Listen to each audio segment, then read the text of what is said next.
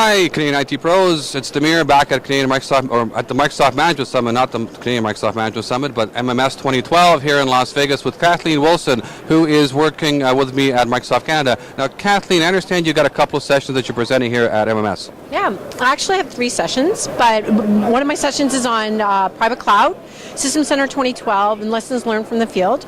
The other one is I'm actually moderating a session for Manulife Financial Canada. They're doing a Birds of Feather session about their experience in the Service Manager TAP, Orchestrator TAP, and then finally the private cloud TAP. Awesome. And this afternoon I am doing I'm doing a presentation on service automation and delivery, a little focus on Service Manager and Orchestrator. So yeah, I'm pretty excited. Awesome. Now, you mentioned Manulife and the private cloud TAP and the things that they actually were able to take advantage of. Can you elaborate a little bit more in terms of what the TAP program is, what it actually meant to them, and how it actually allowed them to try our technology in their environment? Yeah, sure. So what it was is the private cloud TAP gave access to the System Center 2012 bits. Manulife was on the Orchestrator TAP and the Service Manager TAP, but what I really wanted them to do is get on the private cloud TAP because that would give them access to App Controller, Virtual Machine Manager, the Operations Manager bits, as well as Orchestrator and Service Manager. So they were able to be early adopters of this because they needed more automation for the private cloud, and with the System Center 2012 version or 2012 version providing that, they needed to be an early adopter and get this running for them because they have a private cloud and they manage about 700 virtual machines with it. Wow. And they needed the request portal and they needed the orchestration layer specifically to reduce the number of taps on the shoulders and emails. So they really wanted to do request fulfillment, which they could do with Orchestrator and Service Manager, but having access to all the bits and being able to deploy services instead of just servers was a really big step forward for them.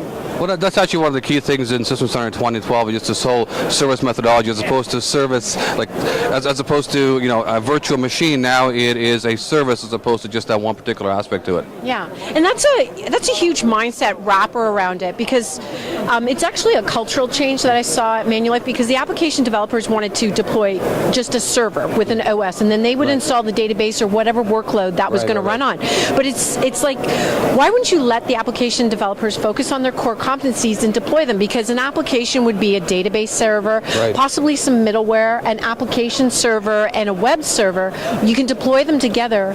You can manage the deployment experience, consistency, and it reduces the number of misconfigurations you may have in your private cloud, right? Because you're deploying, this is our IIS server, this is the settings and everything else like that. And you can manage customer expectations better with cloud delivery if you can do it that way. So basically being able to take multiple components of a multi-tier application, deploy it as one unified element, as a service as a whole, and then ensure that all the pieces are actually working together. Yeah, but if you see App Controller, and there's not, they'll show it at this MMS, it's pretty cool, because when I first saw App Controller, I was a little confused myself. So if I deploy it as a service in my dev environment, and then I can pick up that service and move it to my test environment, then I can pick up that service and put it into my production environment. Wow. So now here I'm getting efficiencies and economies of scale if I deploy it as a service. Awesome. So now if you were doing an individual service, well, I don't have to tell you, but it's like you're moving one up, right? Right. And it's always a challenge that we have in terms of going from dev to test to production.